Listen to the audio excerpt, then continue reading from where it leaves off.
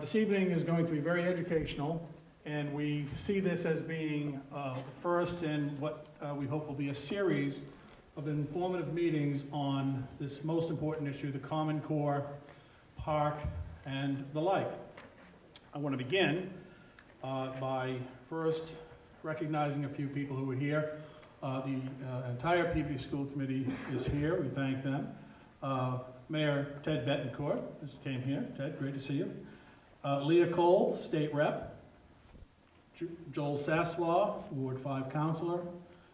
Tom Lyons, a candidate for State Rep. Tom Gould, City Councilor at Large. Joan Lovely, State Senator. Thank you, Joan. Bruce Nelson, the President of the Peabody Federation of Teachers, is here tonight. And have I missed any other elected officials? And if not, then we'll get right to the matter at hand. And this is, I feel so inadequate even attempting to give a proper introduction to our distinguished speaker here tonight, but I will make a feeble attempt. While serving as a Senior Associate Commissioner in the Massachusetts Department of Education from 1999 to 2003, Sandra Stosky directed complete revisions of the state's pre-K-12 standards for every major subject that have been judged among the best in the country by independent experts, both nationally and internationally. She's also known nationwide for her in-depth analysis of the problems in Common Core's English language arts standards, and her current research ranges from the deficiencies in teacher preparation programs and the teacher licensure tests to the deficiencies in K-12 reading curriculum. She currently serves on several committees for the International Dyslexia Association and on the advisory board for Pioneer Institute's Center for School Reform. She served on the National Validation Committee for the Common Core, but resigned. And we'll be hearing more about that, I'm sure, later in the evening. Sandra is the author of several books on education, including The Death and Resurrection of a Coherent Literature Curriculum. And in my mind, perhaps the most impressive, given all the other accomplishments, is she's the mother of 5. Please give us a real warm Peabody welcome for Professor Sandra Stosky. Thank you.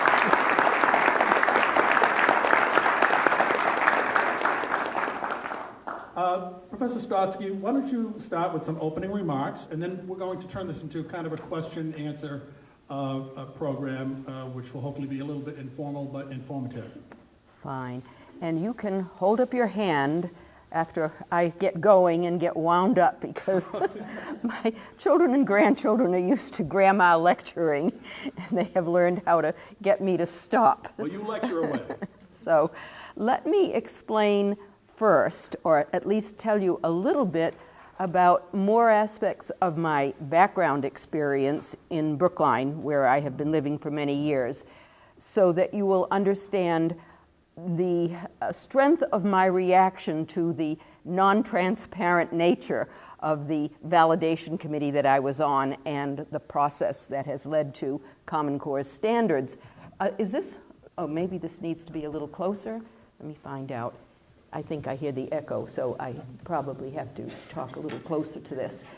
Let me begin, as I say, with some of the things I have done in my adult life that gave me a good grounding in what I understand to be the appropriate context for public understanding of school policy.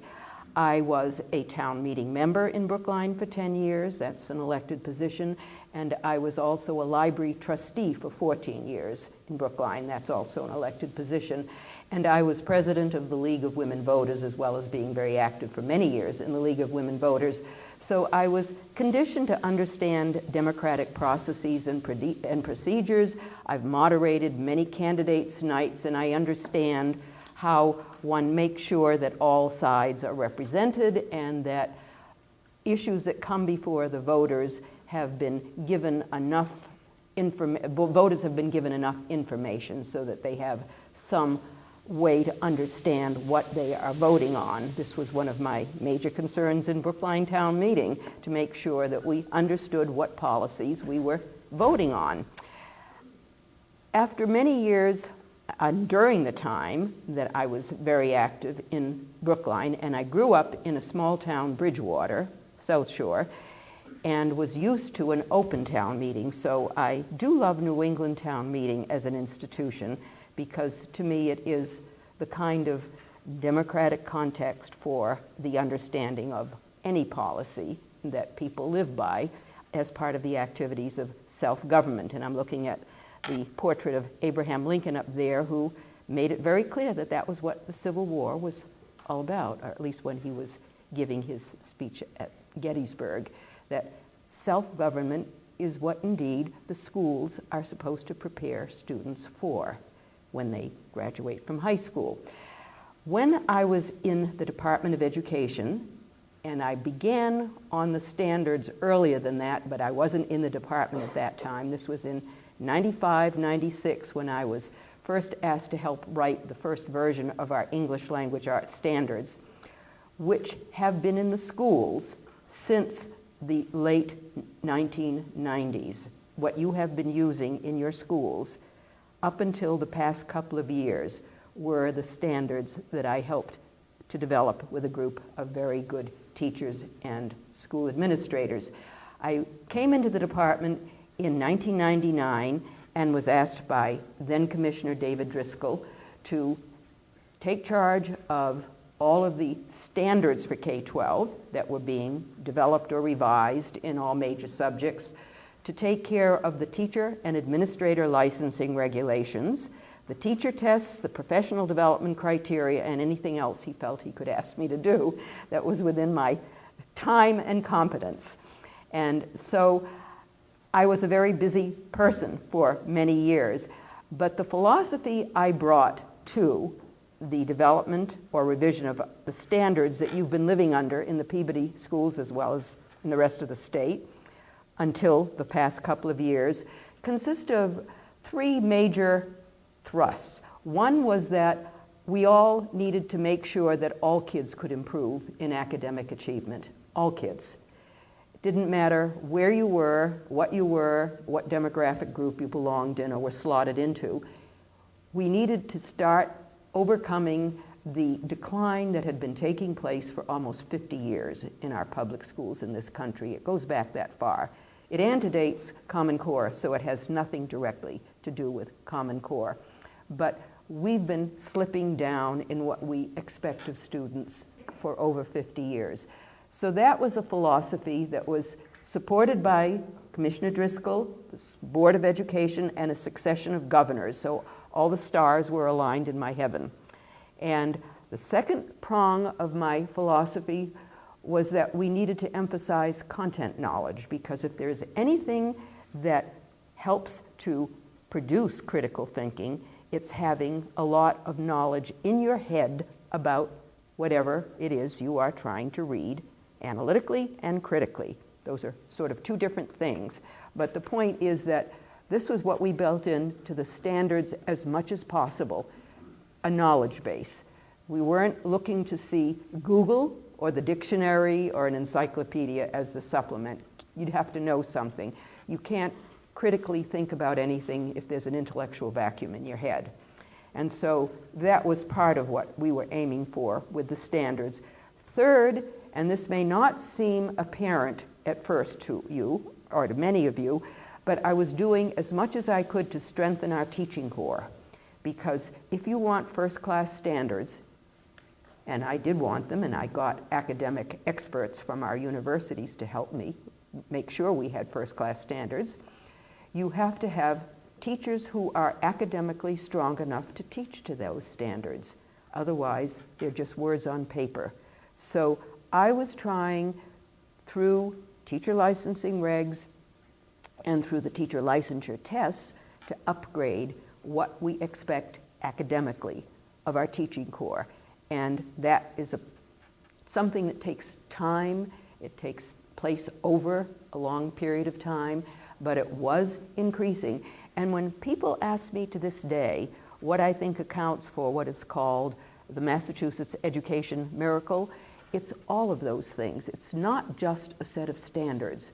We are fixated as a nation on just standards, but it's a lot more than just standards. Yes, you have to have first-class standards. I can hear the difference here.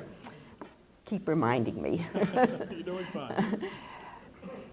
Because the first-class standards have to be implemented into in teacher licensing regs, into teacher licensure tests, into professional development, and into other things, into the assessments for students as well as for teachers. That's what the licensure tests serve. All of this, by the way, was part of implementing the Massachusetts Ed Reform Act, which was developed, written in 1993, which to this day is one of the best pieces of legislation on educational policy I know of. It was written, as you may or may not remember, by Tom Birmingham, at that time Senate President, Mark Roosevelt, who was chair of the Education Committee in the House, and Governor Weld. The three of them together, all of whom had gone, I was told, to Harvard Law School so they could speak the same language together, sat down and wrote this piece of legislation that systematically looked at every piece of our public education system. And they did a very good job, because I was administrating it when I was in the department, and I could tell how systematic and thorough they had been. I'm basically an educational researcher, an academic researcher by training.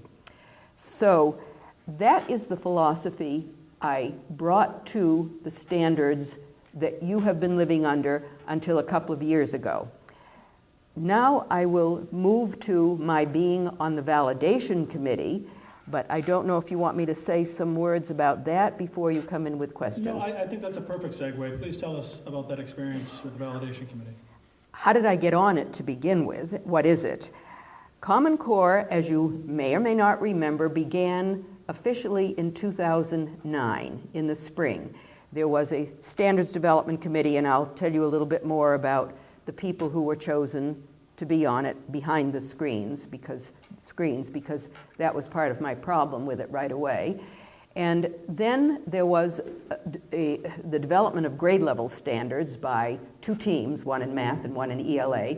Common Core is a set of standards, and they describe themselves as what kids should know and be able to do in English language arts and in math, the two symbol systems we use that underlie just about every other kind of curriculum sequence we want kids to learn in K-12.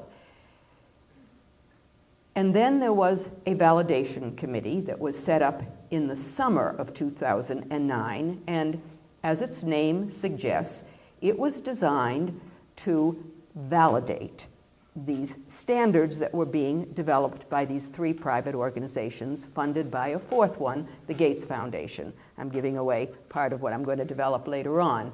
But you have to know that the standards were developed by three private organizations, CCSSO, Council of Chief State School Officers, the NGA, National Governors Association, and Achieve, Inc., which is a spinoff from the National Governors Association, but they're all private professional trade groups located in Washington, D.C. They do not represent anyone. This was not a state-led initiative. This is one of the common misunderstandings that is regularly promoted. It was written by people they chose. Why, we still do not know to this day. The whole project was funded by the Gates Foundation, another private group. And they chose the people on these committees. We still do not, as I say, know why they were chosen, what they were paid, what their charge was, have no idea. Because nothing I discovered is foiable, nothing is available through public information, because there were no public minutes, no public agendas, no public summaries of all of the feedback, comments. I was used to the process here in the Department of Ed, because that was the civic process we had to go through. But this was all done behind the scenes. And so there was nothing I could find out about any of this very large cast of characters that had been chosen to develop our national standards. Validation committee was basically charged with, among a few other things, to make sure the standards were internationally benchmarked, research-based, and rigorous. It turned out they were none of the above. And the two experts, content experts on this validation committee, I was the English language standards expert, and there was one mathematician, James Milgram, and I'll refer to him more. He was at Stanford University. He's emeritus now. We were the two experts and refused to sign off at the end of the year that these standards indeed were internationally benchmarked. He was looking at math and I was looking at English. They were not research-based, and this was in both areas, and they were not rigorous at the high school level for sure, because ultimately that was what mattered. They were stronger in the elementary grades, perhaps too strong in K2 for what was expected of little kids, but by high school, they are, in both areas, so far as we are concerned, a disaster if we want to see ourselves competitive with other nations or even recouping in some way part of a decline over 50 years in either math or English. Validation committee ended in the late spring of 2009. We were asked to sign off in May 2010, and Common Core's final standards were released a week later, and they were very different from what we had signed off on. So here is another little problem. This would never have happened in the Department of Education. The public comment draft is what comes out. If there are changes, there is an explanation of why those changes are there. Professor Milgram could not understand why the March public comment draft he saw in math had many strengths. He was willing to sign off at first, except for some reservations he had about high school. And then the final draft that was released in June was very different, he says, from the draft he saw in March as a public comment draft. To this day, he doesn't know what happened to it behind the scenes. We wrote about it for a Pioneer Institute report that came out last year. And what he finds missing, I will mention to you later on. But that was the validation committee I was on, and I left, or was asked to leave, the month afterwards, and that was the end of my tenure on the validation committee. And since then, I have been writing about the problems I see in the English language arts standards, and with a mathematician or an engineer, also writing about the problems in the math standards, the deficits or deficiencies or limitations. And I've been going around the country to about 25 states, testifying to state legislatures on the problems in Common Core.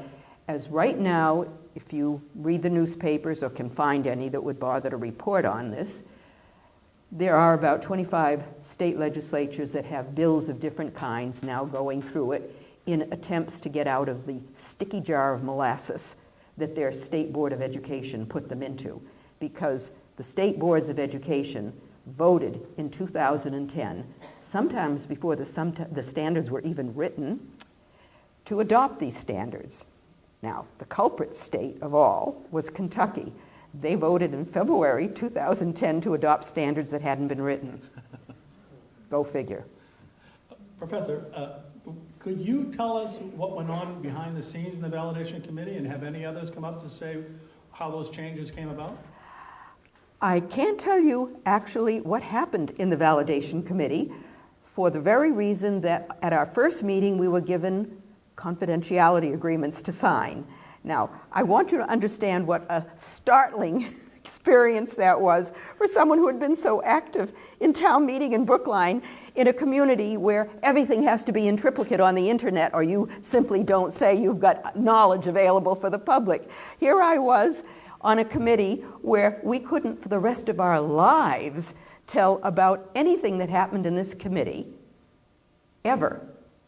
What it decided, what it did, what it didn't do, to this day. That's why I have to be very careful, because I don't want a lawsuit. Well, that background is certainly helpful. It establishes the credentials, and it tells us your experience on the Common Core Validation Committee and why you left for very good reasons. What I'd like to do is back up a little bit for the benefit of those of us who are just learning or came to learn the essence. Can you kind of just give us a Common Core 101? What is it? How does it relate to the Park test? How does the race to the top come into all of this, and how does it all tie together? Okay, these are complex details, but this is part of what anyone who is involved has to master to understand how the parts are related to each other, and they're constantly moving, and more parts are being added. But Common Core started off simply as an effort to develop a set of common standards for states to voluntarily adopt. That's what the first message seemed to be. And in the middle of all of this, the USDE comes up with Race to the Top, which is a competitive grant program in which states send applications starting in January 2010 to the USDE for Race to the Top money, which is stimulus money, your tax money. That's where the stimulus money comes from. And there was over $4 billion of this that had been allotted by Congress to USDE to use, and this was how Secretary of Education Arne Duncan sought to use this Race to the Top, a good part of the Race to the Top money, not all of it. Some of it was left for the two testing consortia, which I'll get to. But there's more to even just this piece. So these Race to the Top applications have to start being made available, and states need to apply, and there are 500 points or something like that that you can get for your application. To make sure that the right applications were coming in, the Gates Foundation ponied up about $250,000 each for 15 states to develop their applications. We were one of them. I asked about it because I was on the State Board of Education at the time. It never got into the state's own line item for its budget because this was money Gates paid for, and he even paid for the grant writers, so no state would be spending the money as it wanted for its own grant writers. Gates wanted the grant writers that he chose, and they developed these several-inch thick applications that went from the commissioner, the governor, and maybe the chair of the Board of Ed to Washington, D.C. for over 15 states, but the original one was for about 15 states, to make sure that the right things were being checked off and the right information was in it. And at the same time, two testing consortia were being funded. One of them is PARC, P-A-R-C-C, which stands for Partners, and I don't remember all the other words, but it's one of the testing consortia. The other one is assessment, something or other, college. I don't remember all the words in these acronyms because it's always used as an acronym. The other acronym is SBAC, Smarter Balanced. And those are the two testing consortia which got about $160 million. And they were applying, they were forming and applying for that piece of the stimulus money. And states were being encouraged to join one of the two or both if they wished, and to become members of the governing boards of these two testing consortia. Now you remember, the Constitution forbids the Department of Ed. This is another side piece that you should be aware of because lawyers have looked into this. As I say, there are a lot of moving parts. But the Constitution forbids the federal government from becoming involved in standards, curriculum, assessment, curriculum, instruction, things that are supposed to be part of local control. And so the federal government was making sure that these were done by private entities in coordination with the USDE. So I want to make sure we're clear on this. So the government, through a straw foundation, a real foundation, Gates. Basically coerced, is that too strong a word? Seduced. Seduced? Is my word. I mean, I've got money, you want money. So the moment they tied the RTT, Race to the Top monies, to the Common Core, it no longer became a voluntary program. Is that fair? It's hard to see it as truly voluntary when most states need money. They're all cash-starved. It wasn't tied directly to Common Core because that would have been a total violation of the Constitution. So it was tied to college and career readiness standards, unnamed. Now, there was only one game in town, so it wasn't hard for people to figure out what was needed in terms of checkoff. And they had to make a tentative commitment, which our governor, commissioner, and chair of the Board of Ed had done the year before. That had been the first little billet doux that went around to all the states for an initial commitment to adopt these standards. And then the real thing is with your membership application to the consortia, as well as finally getting your race to the top money, if you're going to get it. Most states didn't get it at the time, but it didn't matter. They thought they might have a chance at getting it. So that's why it's not strictly coercion. It's being enticed to apply and check off the right category. You said seduce, and I'm going to hold you Okay, to it's all right. I can be quoted on that one. Well, let me ask you this, Professor. How do you, I mean, in the whole analysis of things, there are so many states and cities and towns that are starting to revolt against the implementation of this. If the standards are about the same or almost as good, I mean, we've already spent a lot of time and money and effort in this. What's so bad about just continuing down this path? What's the worst thing? That's one argument that has been made. And let me start with the first argument. If they turn out to be wonderful standards, would you object to the secret process? Yes, because I was trained in a certain way that things have to be done openly and parents have to understand what's going on. There were 4 major groups that were left out of the whole process. I want to just get that out there so you understand why I object on principle. And I would have objected on principle if the standards had been good. I objected even more on principle because I didn't think they were good. But parents were left out totally from the whole process. Teachers were left out. They knew almost nothing, and that would include even maybe building principals. Superintendents in most states did know because they had to agree to some aspects of the Race to the Top grant for the teacher evaluation part of it. But state legislators were totally left out in the dark, and they just pay the bills, remember. So that is why I've been testifying in about 25 states, because their first question is, what is this that we're paying this money for? Technology and professional development. And then local school boards. They were never given the courtesy in most states of being told by their own state board that basically control of curriculum and instruction was, for the most part, being taken away, but in bits and pieces over time. So it would vary from state to state and district to district, and some people might not even notice it for years. But those 4 groups were basically bypassed, circumvented deliberately, because that would have required public discussion, explanation, and might have occasioned the kinds of questions that state boards of ed should have asked and should have had themselves. I couldn't get that conversation going at our state board. What are some of the questions? The first one was, what do you mean by college readiness? What's a college readiness standard? Remember, we had standards before. All states had them. For No Child Left Behind, you had to have them.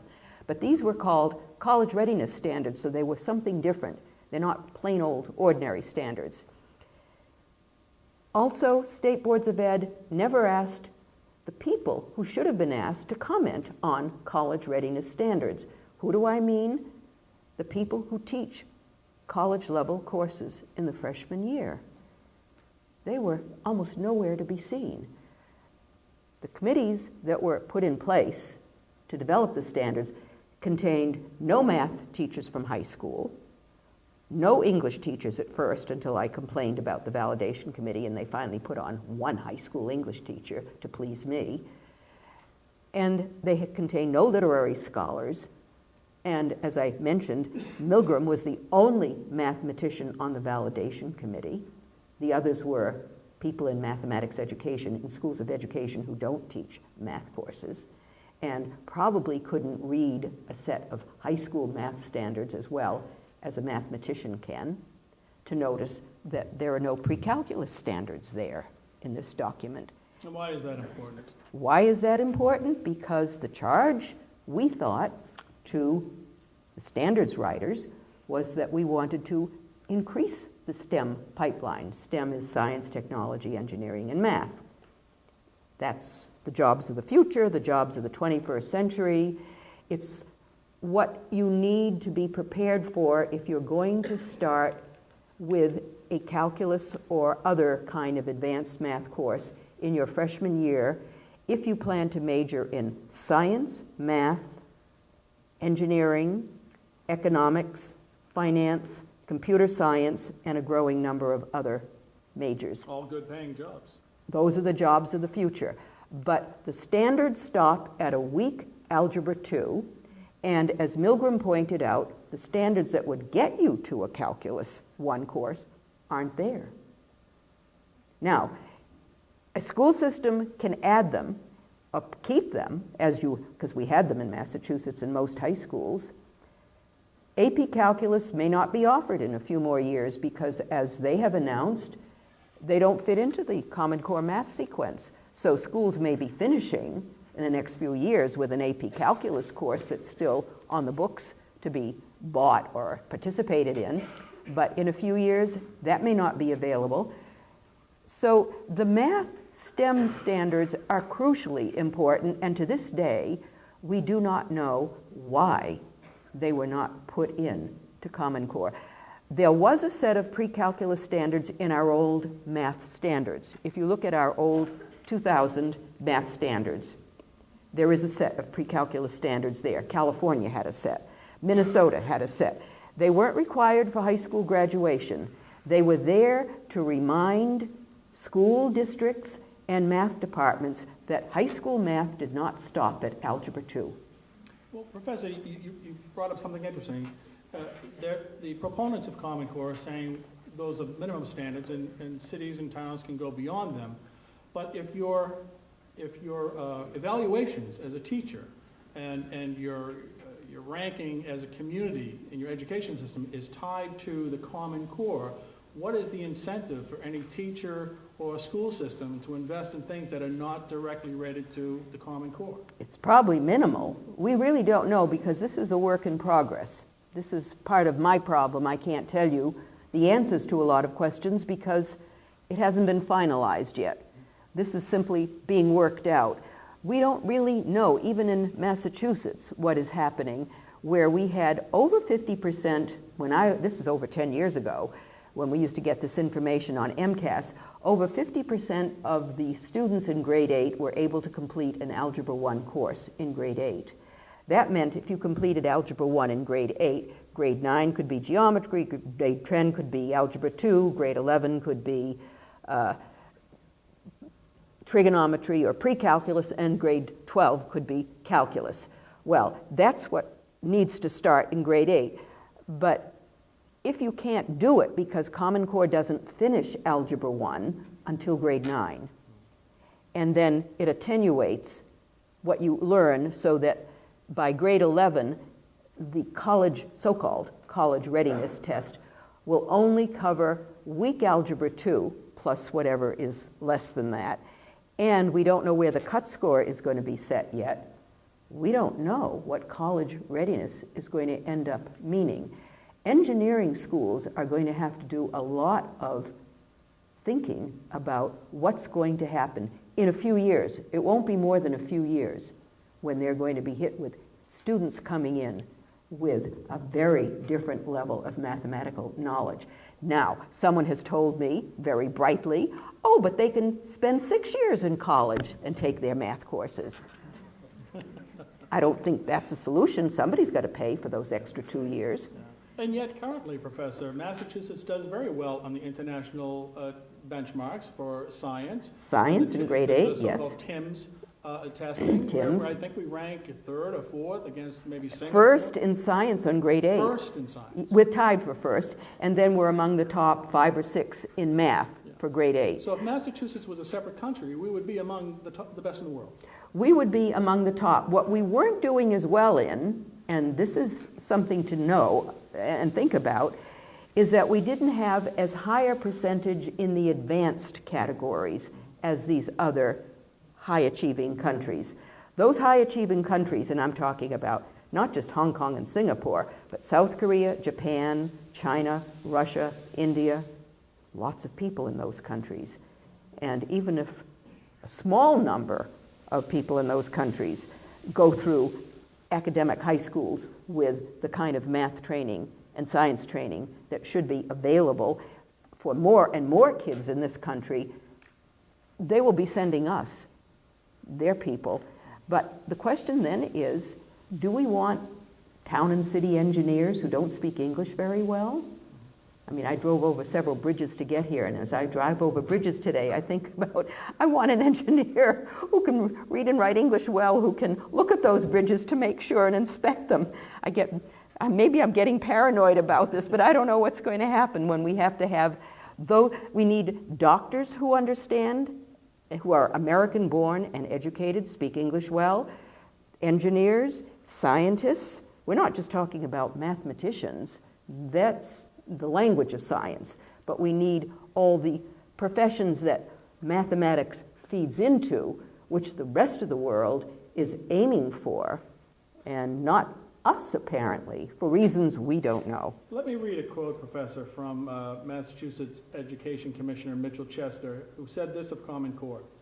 "It's clear to me that these are very strong standards, and they're an improvement in substantial ways over our prior standards, and that we should incorporate them. We don't lose any ground by adopting them, and in some ways we actually gain ground." Now, I know the Commissioner has never agreed to debate you in person on this, but were he sitting in one of these empty chairs, what would you say to that statement? Well, he didn't even want to answer my questions when I was on the state board, so that it began a long time ago, even though I helped to get him into his position in '07 when I was on the search committee. We all make mistakes. Well, at that time, we didn't have Common Core to worry about. The answer to the question is very simple. There was $250 million in Race to the Top money that was promised to Massachusetts if we adopted Common Core. Everyone knew that. And so here's Mitchell Chester caught between a rock and a hard place. He's got a governor who wants $250 million, a state board that wants $250 million. How can he say, don't buy these standards? Similarly, in New York State, the governor there, Governor Andrew Cuomo, a very strong proponent of Common Core, he, after a great deal of pressure from teacher unions, parents and the like, a lot of lobbying, sign-holding, demonstrations, he made a tremendous reversal in his opinion and actually called for the delay of the implementation and put a committee together. Basically, he said, listen, even if the Common Core is a good idea, the implementation was horrific, I think was the term he used. What do you think about what's going on in New York? Well, New York has been an eye-opening case because the unions finally reared their collective heads. They've done so in Connecticut, and they're doing so in other states because I'm speaking to union heads in other states, the state affiliate of the union, because there are many right-to-work states that don't have local bargaining units. And they're hearing such complaints from their teachers that they've got to do something and got to say something. And as I was mentioning earlier, I was in Howard County, Maryland, 2 weeks ago at a meeting co-sponsored by the Howard County Educators Association. That would be the equivalent of the MTA in that state, only at the local level for this big county, and the PTA. Parents and teachers are beginning to form a coalition in many states, and this is very bothersome to the people who are pro-Common Core because they don't understand what to do about this coalition, because they should have thought about what was going to happen. As of last year, when Common Core began to be implemented in the schools, parents finally began to see what their children were being taught, and teachers felt the full brunt of what the expectations would be that they might have held against them in a teacher evaluation framework. Unions are being very careful because this is what the head of a union in a southern state told me about a month ago when I was speaking to him. He said, we have to be careful that we don't sound as if we're against Common Core, even though we are. We have to be careful because we have to sound as if we support state policy, otherwise teachers could have their licenses revoked or suspended. So unions are caught. They can blame it on the implementation, which is Cuomo's little dance in New York State.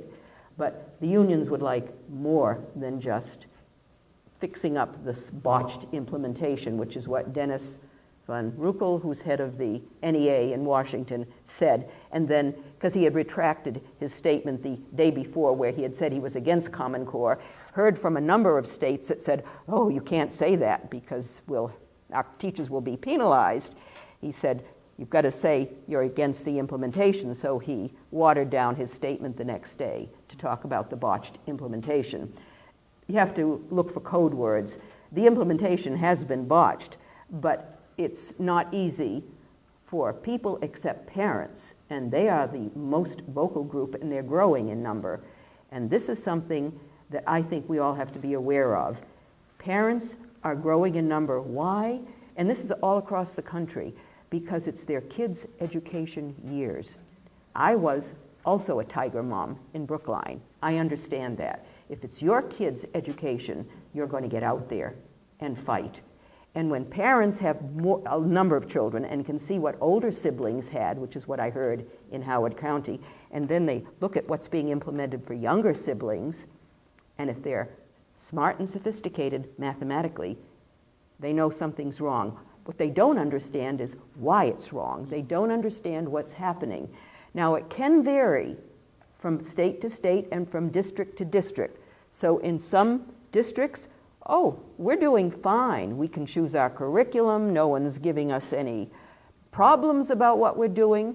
Yes, it could be that this is the case in some places, but in other places where superintendents are moving ahead gung-ho,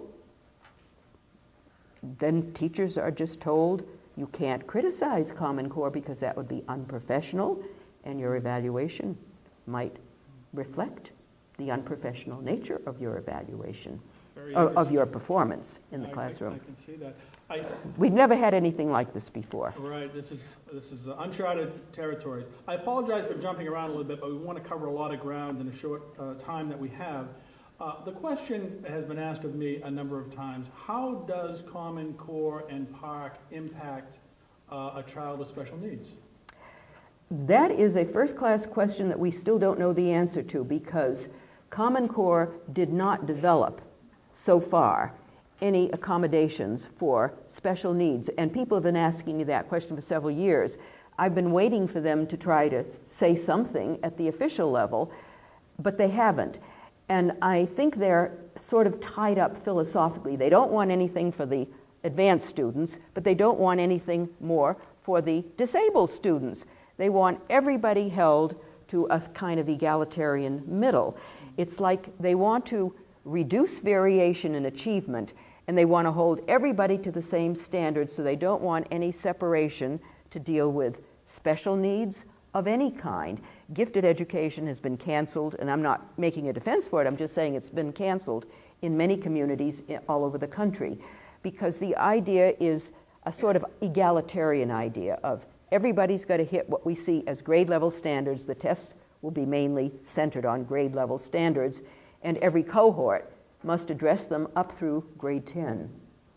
Now, that doesn't make sense in any country. No country does that.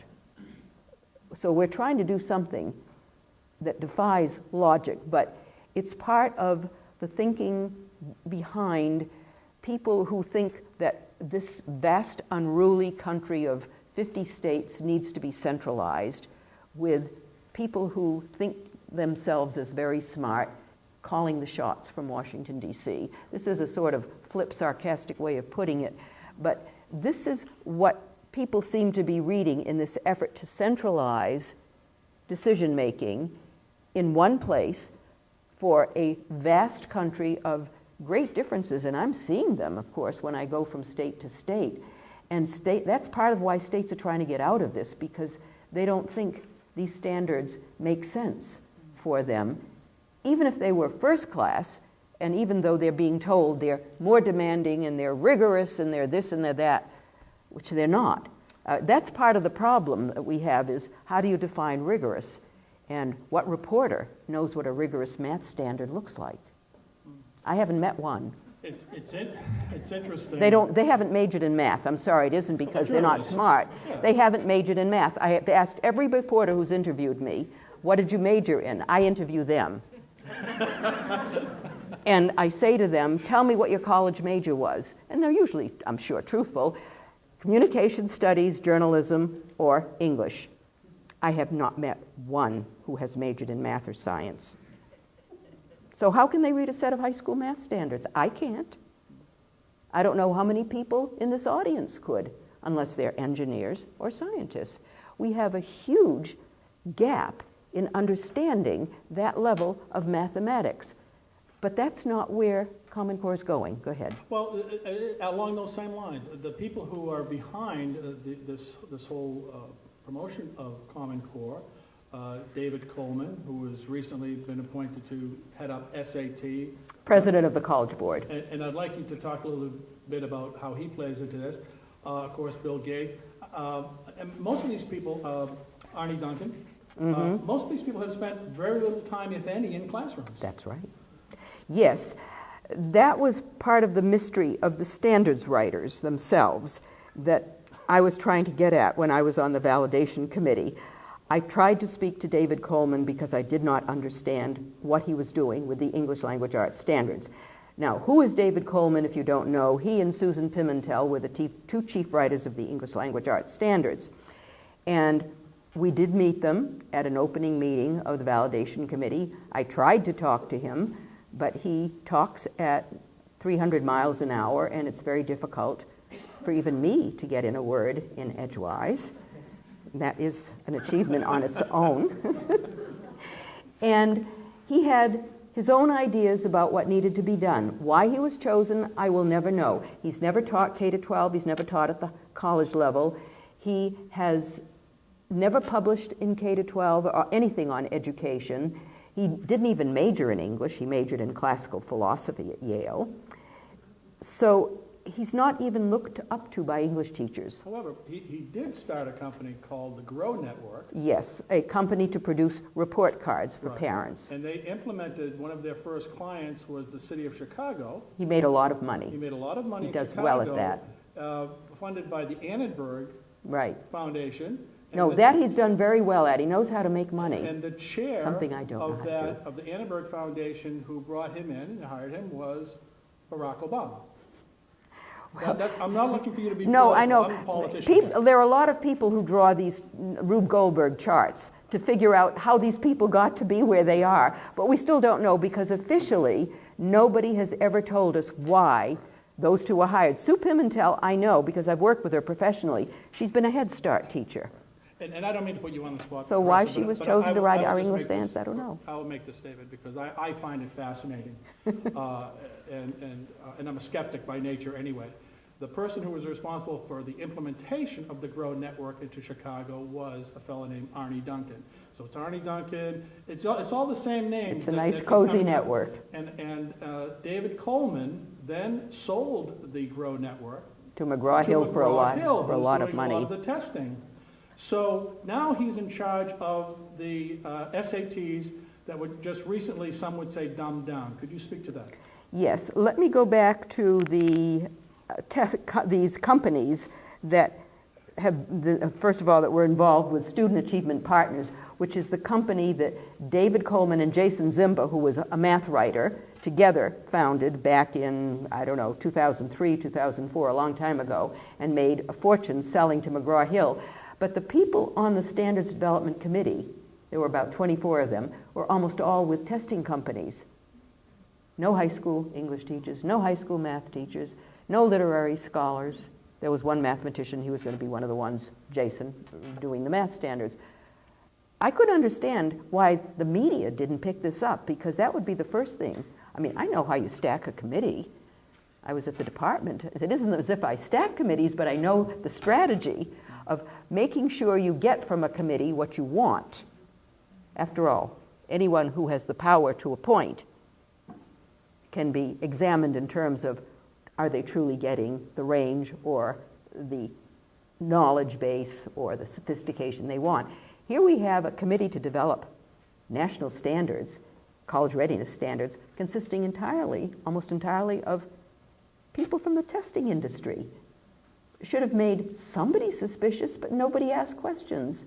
And that's a perfect segue into an area with Common Core and Park that concerns a lot of people and me in particular. This may in fact be my greatest objection, and that has to do with the data mining potential, at least, of having all of this data collected from every student in America in the hands of one entity in Washington and actually disseminated to favored private companies.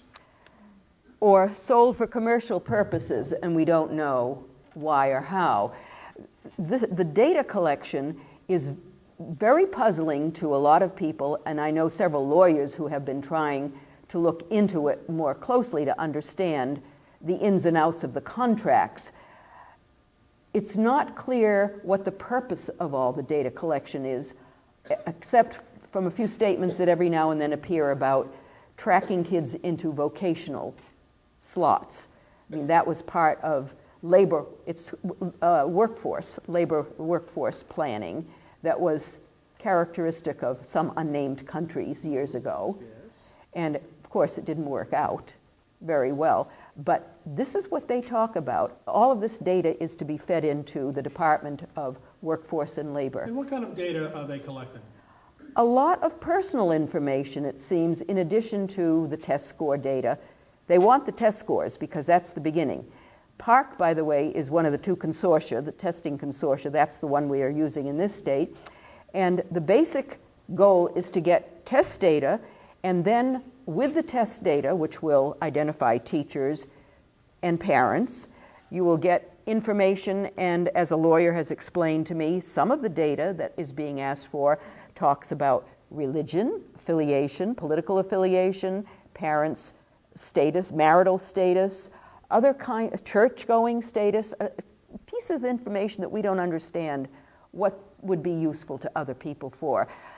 Department of Justice information, medical data would all be fed into that one stream together. Now, some people have said, trying to defend the data collection, well, the testing companies need to have some knowledge, if they're to feed back, after all, to the cities and towns, the scores, and give some analysis of where kids are. But unlike MCAS, we had a law in Massachusetts that said test items have to be released every year. They're not going to be released every year under Park or Smarter Balance. I don't know what's happened to it. This is true in several other states, and I haven't found out. So we don't know what's going to happen to any data that is collected from the tests that we can't vet and see because there will not be a release of test items. But the data are being given to testing companies just by virtue of a kid sitting at a computer. They got to type in their name, their teacher's name, the grade. Otherwise, how do you get back any information at all that's relevant? And then the contracts between the test companies and the USDE, which gave it the money, remember, allow a free flow of data when USED wants the information. So it's not direct. And that's something that just was made possible by a change in the FERPA laws, and I forget what that acronym is for. Family, education, something to do with privacy. It's all about privacy. Family, and education, data privacy. A change was made in 2011. That would have been illegal, but there was a change made in 2011 that made it possible for the sharing of that student information with private third parties. What the USDE did, it didn't change the law because the law had been passed by Congress. It changed the interpretation of the law. This is a clever little gimmick. You reinterpret something the way you want. So the law hasn't been changed, but the meaning of the law was turned on its head. I see. That's what I've been told by lawyers who've looked at what the Department of Ed has done with FERPA, as it's called. Well, let's talk about the Park test, because that's going to be coming up very soon here for Peabody and cities around Massachusetts and the country. Worcester recently just had a major decision by their school committee to basically defy a legal opinion that said parents can't opt out of the test, and they're taking the stand that it's on shaky legal ground. They disagree, and I think one of the city, Norfolk, also took the same stand. and basically said that parents would be allowed to opt out of the PARCC test. See, it's the piloting of the PARCC test, because apparently there is a statute in Massachusetts law that says that unless information from a state test goes back to the school district or for the kids, and I may not be phrasing this exactly right, the parents don't have to allow their children to take these tests because they're basically being used as experiments, guinea pigs. In other words, the information has to come back.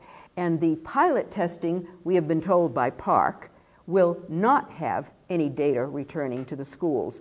So the pilot tests are what Worcester's school committee and Norfolk's school committee have said parents can legally opt out of, no matter what the legal counsel at the Department of Ed says, who's naturally going to support the commissioner. Now that bears repeating, because to me this is a big deal.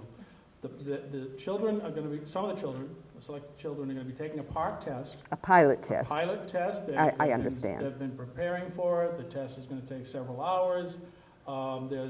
Kids are generally stressed out on testing, you know, and yet the results of those tests will not be seen by the teacher in the classroom, the principal in the school, the superintendent.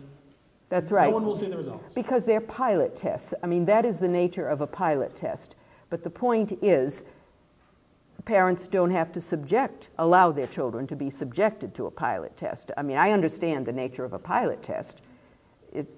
You're trying to find out where your students are on certain items. So there is a reason to pilot test these tests, the items on these tests.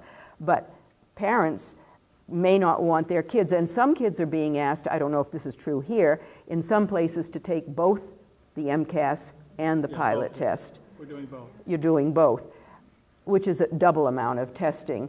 Now, I am sure Commissioner Chester has asked commissioners nicely to allow this to take place, and maybe he's also spoken to school committees because MASC is going around asking school committees to cooperate. That's the Mass Association of School committees, right. You have to get cooperation for this, but they're not asking parents to cooperate. They don't know how to approach the parents because parents are already getting concerned and up in arms. Along those very lines, Professor, in a recent open letter to Mitchell Chester, Jim Sturgis, who's the executive director of the Massachusetts-based Pioneer Institute, he questioned the legality of having students take both the PARCC test and the MCAS, and in some cases, taking the PARCC test instead of the MCAS test. He just feels it's just flat out illegal. Is Jim Sturgis right? He could be, but you would need a lawyer to establish that. On the other hand, there are people around the country who are thinking about whether they've finally got to do something, trial balloons, see what's going to happen. Whether they'll get slapped back or not, they don't know. I mean, one of the things that was being considered in Colorado was a lawsuit by local school boards against the state school board. Fine, let there be lawsuits. I mean, that's the only way we can ever find out if they go through a legal process. It's just such a bizarre situation because we've never had anything like it historically before. And this is a commentary of my own on the entire situation. Most parents have been trusting of their schools. They have every right to be because most teachers and administrators want to do well by children. We've always in this country for hundreds of years trusted our teachers and our school administrators. We have no reason to distrust them. And now that faith, that confidence has been ruptured because parents truly do not understand what is going on in their kids' classrooms, state after state. You know, that's a great point, and I feel I have the duty right here to let those great teachers in the classroom who do so much for our kids every day. They're feeling very conflicted by our inviting you here this evening because they've been working so hard with the implementation of the Common Core as they were instructed to do. And many of them believe that the the Common Core is a good model. And in their minds, they're thinking, gee, now you're going to pull the rug out from under us after all of this hard work we've done to implement the program that you, as a school committee, told us to do. So they're very conflicted by this, and I get it. Yeah, but what's the alternative? To continue down a bad path? Massachusetts, fortunately, has better standards to fall back on. So, as other people have said too, why continue throwing good money after bad? I mean, there are many ways to look at a situation like this. If you think you need to pause, re-examine, which is what many states are trying to do, but another strategy being used by proponents is to kill bills in committee. This is happening now in 3 states I've testified at: Wyoming, Mississippi, and Colorado. The bills that I testified on were killed in committee. They did not even allow deliberation to take place, which tells me that there's a more serious problem underlying all of this. There should have been public committees, the same process we use for state standards. We had a very good process, an open process for state standards, and it just didn't happen with it seems to me that this set of standards. That if this Common Core, 2 things actually, if Common Core was such a great idea, then full transparency would have just made it a simpler process. And also, if this is a program that has great potential, and people who know me know I always use sports references and analogies. I always think of potential, what Red Auerbach, the great Celtics coach, said about potential. Potential means you haven't done anything yet. But if this is a good idea, wouldn't it have made more sense to try it out in a couple of the lowest performing states first, just to prove the... Of course, and that's what a number of people have suggested. Why wasn't it piloted, tried out, and learned from the mistakes so that people could then see whether this was something they wanted to do in other states? There was clearly something else going on, and that's what Jim Milgram and I used to talk about on validation committee meetings when we would talk together. Something was going on, we knew that, but we couldn't figure out what was going on because the overt agenda seemed good. We're going to make everyone college ready. We will have more students going to college. We will have better prepared students. We won't have that huge amount of money for remediation at the college level. Who could be against that? Yeah, I mean, it's like motherhood and apple pie. You can't be against any of it. Deeper learning, critical thinking, sounds wonderful. But then there were all of these other peculiar aspects. Everything was being done furtively, where you couldn't get access to the kind of information he wanted, for example, as a mathematician. He would get clues. For example, I was also able to ask Jason Zimber, the math standards writer, who has a PhD in math from Berkeley, so we don't dispute his knowledge of math. He came here in March 2010 at a public meeting, and when I asked him, please tell us what college readiness means, he said it means minimal preparation for a non-selective college. He was being honest. And Milgram agrees that's where these standards are. This is what the standards writer himself said, and he knows what he's talking about. Milgram, who has a PhD in math, also says this is exactly what the situation is. Why didn't we put in more? We don't know why. So we can't even get answers because that project has finished. There are no CCSSI people in Washington. We can't even get the standards changed. And I wanted to bring in here one of the suggestions that could be done anywhere. By union, school committee, it's being done by unions in several places. Ask teachers anonymously to contribute to a central source their suggestions for how they would revise, strengthen Common Core. Anybody can do it. There's nothing wrong with asking your teaching staff, your administrators, to feed in to a central source and tell you what they would recommend to revise Common Core. We don't know how it can be revised, by the way, because there's been no mechanism set up for revising it. Well, there's a copyright. They're copyrighted by the 2 organizations that still exist, but the project is no longer being funded by the Gates Foundation, and the tests are being developed because they wanted to get facts on the ground as fast as possible, apparently.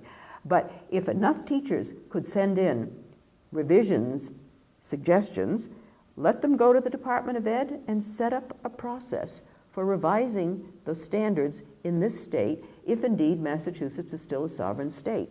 And that remains the issue. Our states, 49 states, 50 states, sovereign states. We don't know yet until they test the waters. Interestingly enough, if Common Core is successful in all of this power and of what defines knowledge is centralized, the Massachusetts miracle, to use an old Mike Dukakis term, of education could never have happened because Massachusetts would never have been allowed to break away to try this new initiative that has worked so well. There is an even profounder problem. We will never know what's happening to our school system. That is because the SATs have been aligned down to Common Core. The GEDs, the General Education Diploma for kids who drop out, those have already been aligned down.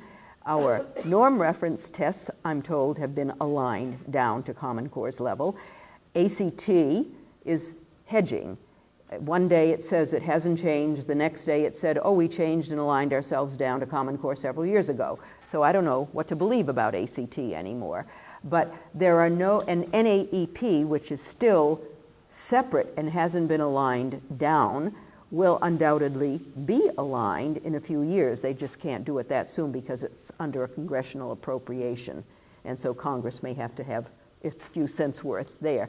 So if you have all the indices for determining what's going on, and it's not just SATs, by the way, that Coleman is in charge of, it's the AP tests, the AP syllabi, they're all being changed downward. How will you find out? It's like, what do you use to judge what's happened to you? Only TIMS is independent of the Gates Foundation and USDE. And it's international. It's international, but it has a body, an international body that sets, and it's aligned to curriculum. If we enter as a country, we can find out. But the USED wants to go with PISA, P-I-S-A, which is a different international test that only tests skills, not content. And it doesn't want us to be part of TIMS anymore. So the question will be, how will we find out what's happened to us? And you mentioned NEAP, and I know we're throwing a lot of acronyms around here, and I actually understand a couple of them. And I'll learn National Assessment for Educational Progress. Well, that's kind of like the ultimate measure of states in the nation. Is that fair? And yes. In 2005, Massachusetts was the first state ever to perform #1 on both segments of the NEAP testing. And then we went and did it 5 testing cycles in a row. Right. There's nothing wrong with Massachusetts.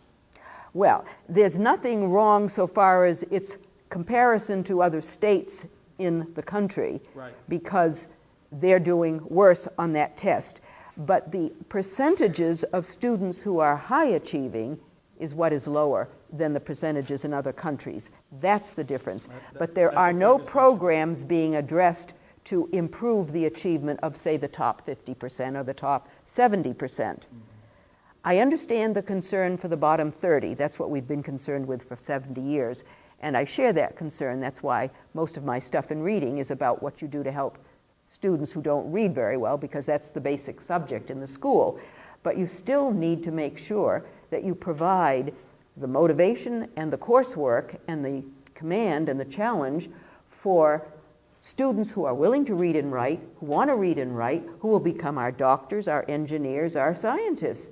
They're not going to come from the bottom 30%. You want good livings for them, but you want to be able to produce your high-level professionals who have to study for long, long times in order to practice their profession. And those are the kids that we don't seem to be paying attention to, and almost feel ashamed if we try to pay attention to those kids, which is, to me, part of our national culture in a sense, that all we seem to care about is whether the kids at the bottom are getting the help, or the SPED kids, which we certainly want to do, but how about those kids that already show that they have got an interest in the kinds of attitudes and dispositions that will enable them to memorize anatomy, for example, or do whatever they have to do to become higher level functioning people. We need them as well. Of course. So, Professor, thank you for your time, being so generous with your time and your knowledge. With the 15 minutes or so that we have remaining, would you be willing to take a couple of questions from the audience? We didn't really anticipate doing this, but as long as we can do this in an orderly manner, I will entertain a couple of questions. And as long as they're short. As long as they're short. So we get in as many as possible. And I see Bruce Nelson, the president of the Teachers Association here, Federation of Teachers, Peabody. First of all, I want to thank Mr. McGee for convening this meeting. Can you speak up just a little louder? I don't know if you have I a... want to thank Mr. McGee. Thank you. For convening this very informative meeting, and thank him also for highlighting the status of Massachusetts public school students and their achievement on not only national assessment of educational progress, but also in the TIMS. And I would like to point out with the TIMS, the countries that you mentioned that we trail. They're monocultural, and the status of teachers in those countries is close to being revered. With regard to that, I will also link that to your suggestion, Professor, about people at the state level listening to teachers. They don't. No matter how many times teachers fill out surveys, submit them to the experts, many of whom have never been in a public classroom, they're brushed aside. You mentioned data mining. One of the issues that is constantly brought to my attention is the amount of time being taken away from all of your children by all of these assessments, and now a new mandate from the state, the early assessment of kindergarten students. And it's taking away valuable time that should be spent doing what my people do best, and that is teaching. My final point I'll leave you with is just add another little piece to your Rube Goldberg piece. I believe there's a very strong connection between, I don't know which one to take first, Commissioner Chester and Park. Yes. Oh, yes, he's on the governing board. Oh, really? Sorry. No, that shouldn't have been news. No, obviously, they wanted Massachusetts badly, and he needed to get a perk for giving up our standards. So he is chair of the governing board of Park. Thank you, Bruce. Could I just, yes, in by all means. one comment I wanted to get back to the teachers' comments. If teachers' comments mean nothing to a Department of Ed, then they need to go elsewhere. And it is one of my zany ideas in recent weeks that I'm wondering whether we still need a Board of Education, State Board of Education, a State Department of Education, and a Commissioner of Education, and this is across the country. They got us into this mess. State legislatures are trying to get us out. But state legislators are hearing from both teachers and parents everywhere. Maybe there needs to be someone at the State House who's collecting teacher comments or synthesizing them. Are you hearing that, legislators? This will be it for me. Race to the top. Peabody Federation of Teachers never signed on to Race to the Top. Most of the locals of the American Federation of Teachers never signed on to Race to the Top. And at first, that was a requirement. And then when we didn't, they said, oh, well, you can take the money anyway, even if the unions don't sign it. So again, that was an instance of teachers speaking up and being ignored. I have to follow up with that, Bruce. I'm proud to say the school committee, the first time Race to the Top was put to a vote of the school committee voted against it. We knew there would be strings attached. We didn't know what they were. If we knew they were half as bad as these are, we would have run for the hills. Patty Nismentowski, a teacher from Peabody. Patty? Yes, hi, Doctor.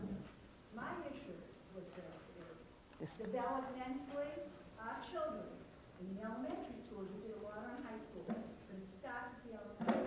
We are constantly, we're hitting them with things they are not developmentally ready to do. And our voices are unheard, and it doesn't just mean at the state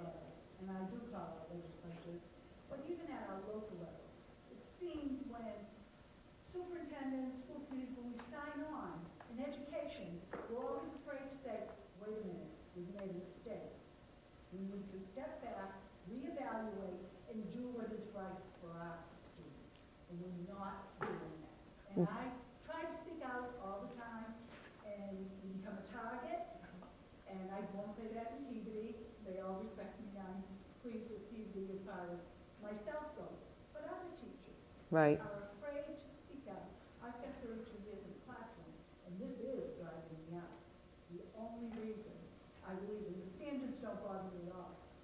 My students do well in the standards. It's that lack of sense that went behind all this. They threw the bell curve out, and there is no balance anymore. We know our students, we're not, if it were, the bell curve was on, I would be here today. But I'm teaching. And we just need to have, as you said, we've gotten rid of this, and we've concentrated on that, and we're not giving our students everything they deserve. And we, with the data, I don't know who's interpreting, where it's going, but this is the first year, they made this sign up that says no fun zone. And learning is not just academics. We have to get our kids to love learning, to enjoy school. And I think as teachers, our responsibility is still far beyond the academics. Oh, I agree with you. No time for it. Thank you for speaking up, because this is what is being... I would like to say that I am encouraged that there are more and more teachers willing to speak up as I speak across the country. Not many, but some. And they're speaking up finally, saying that it's been very difficult for them to get other teachers to speak up. And it isn't that you necessarily have in your own school system a culture that is against your speaking up. It's the larger picture of Common Core that is coming from on high that needs to be broken by groups of school systems, groups of administrators, groups of teachers, because in numbers there is strength, and it's difficult for single teachers to do anything. I'm finding this out on my own, but that's why states are trying to figure out if they should band together in regions to do something so that they can speak up, because what you're saying used to be part of a normal process on state standards.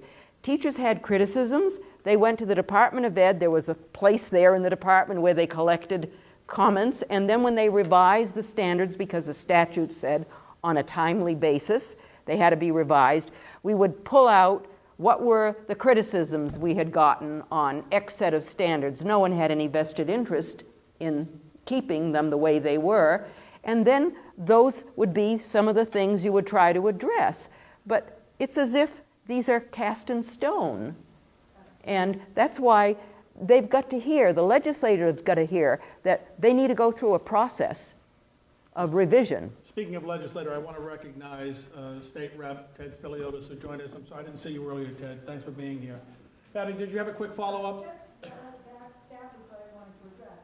I'm a member of COPE at the state level, and the first thing I always ask when interviewing candidates that we interview is, will you encourage teacher participation in educational life? And they'll all be shocked that we're not included, and that our voice isn't heard in that. But yet then they are elected, and I don't know whether it's just, it becomes not important to them, but it is the most important thing, is the education, and the people who know it are the people who are involved in the class. Well said. We really need to be heard. Thank you, Patty. Let's see if we have time for a couple more questions. Yes, in the back there, sir.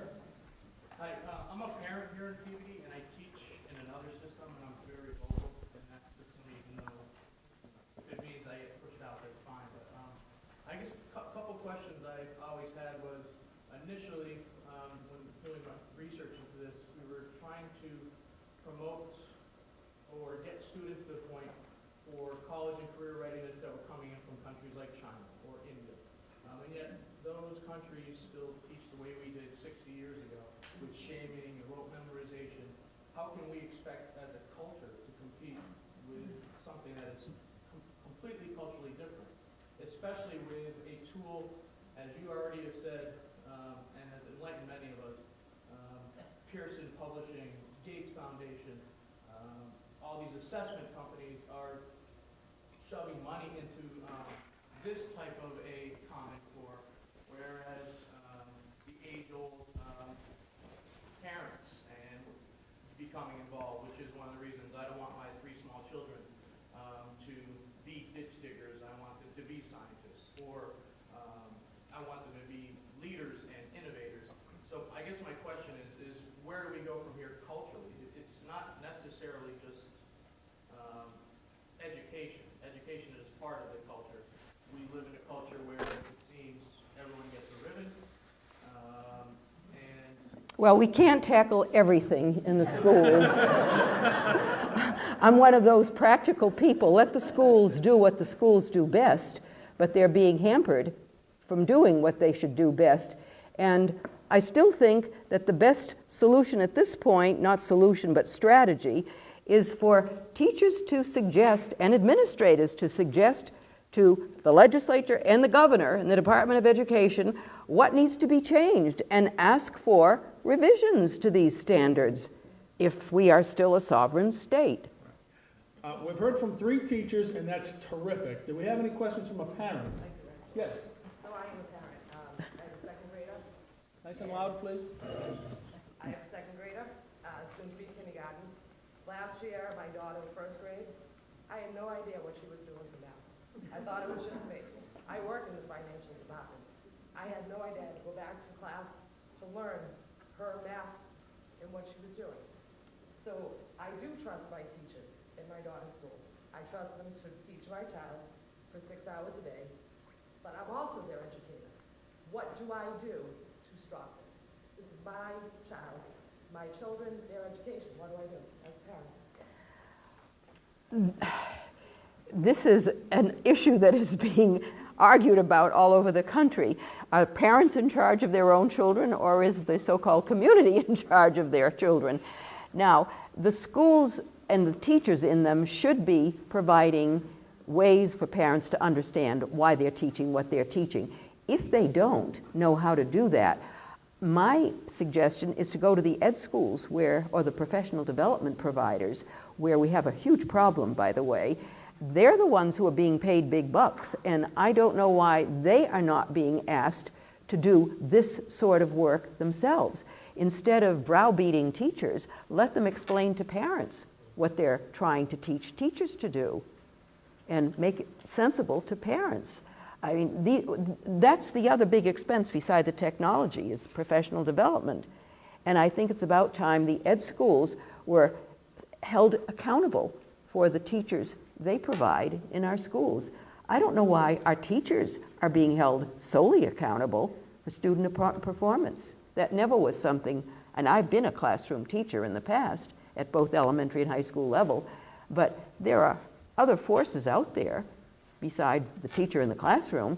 So one answer, it may not be the best answer, but one answer is get professional development people who are hired to do something with the teachers to explain these programs to the parents and have them field parents' questions. Someone should be doing that. You know, thanks for the question. You bring up a great point, Professor. Just the mindset of the people who are behind a lot of this Common Core stuff. Paul Revel, who was he was the Secretary of Education right. in Patrick's cabinet. Exactly. He is now at Harvard, and he was on a show about education, Common Core, last month. And he said the parents have to understand that the kids don't belong to the parents, the children belong to all of us. So that's really a mindset that they have. And Arnie Duncan recently said that the opposition from the Common Core is really coming mostly from some white suburban moms who are finding out their kids aren't as smart as they thought they were. These are real statements. And there's worse than that the opposition critics are riding around in black helicopters, wearing pointed black hats. I mean, it's not quite that dramatic, but that's the idea. I mean, they try to minimize the opposition. Yes, and that we have wise, all-knowing people in the Department of Ed who know the right things for all kids, and then we have these fringe groups, not parents, because they don't dare criticize parents as parents, but except Arnie Duncan, who's put his foot in his mouth and has had to retract it. But anyone who's an academic critic, and Milgram, they don't know quite how to handle, because after all, he is a mathematician. What are they going to say? He doesn't know his mathematics. What's being circulated right now, and thank you for doing that, we may not have enough for everybody, but these are some position statements, I guess, I would call them, from Professor Stosky regarding Common Core. There's also there a reprint of an article that was in yesterday's paper with regards to the dumbing down, if you will, of the SATs. There is so much information. As we wind this up, folks, if I can just have your attention for one more moment. As we wind this down, I want you to know there's so much information available. This is the good news. On the internet, like anything on the internet, there's some junk, there's some really good stuff.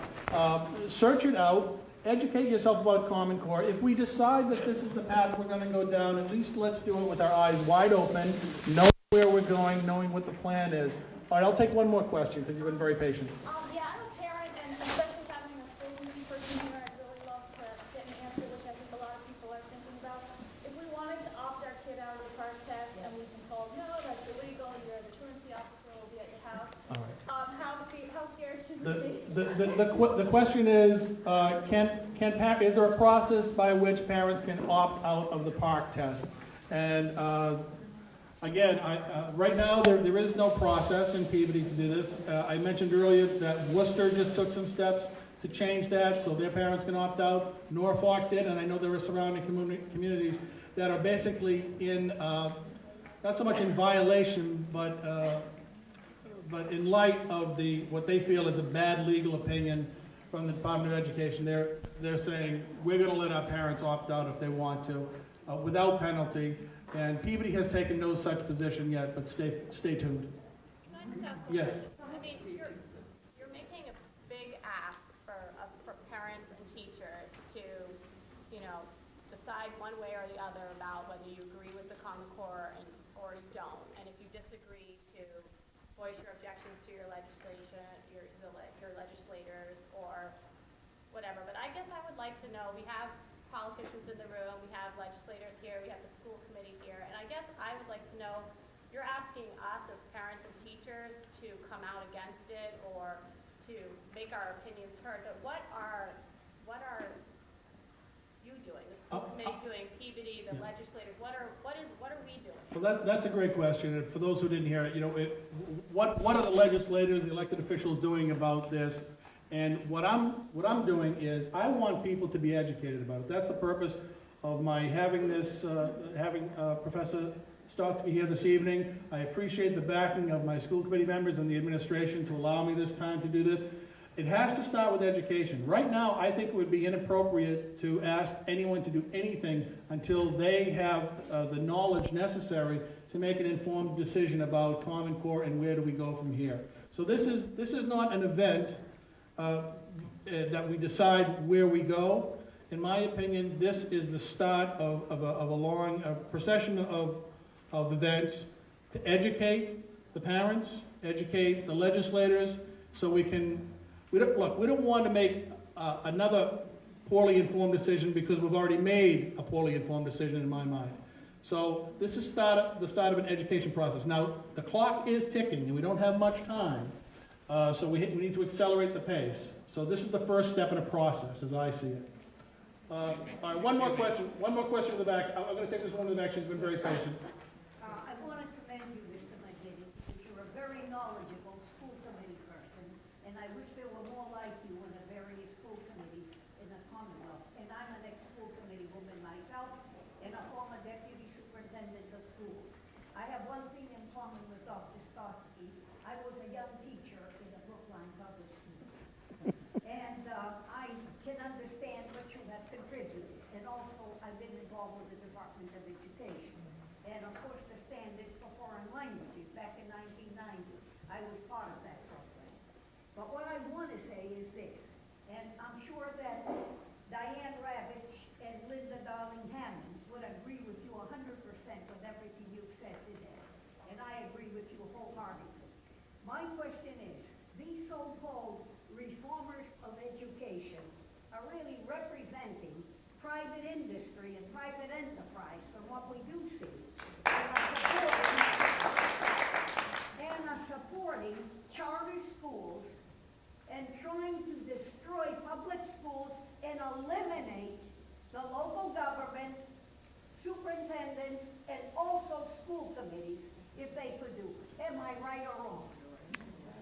I think you're right. But that's because I didn't want to lose your support after you said those nice things. Listen, folks, there's a lot more to discuss about this. You're welcome to hang around here, and Dr. Stosky, I'm sure, will answer any I'd be questions you might happy. have for as long as she's able to take so much of time. Please give a warm round of applause for Professor Stosky. Sandra Stosky. All right.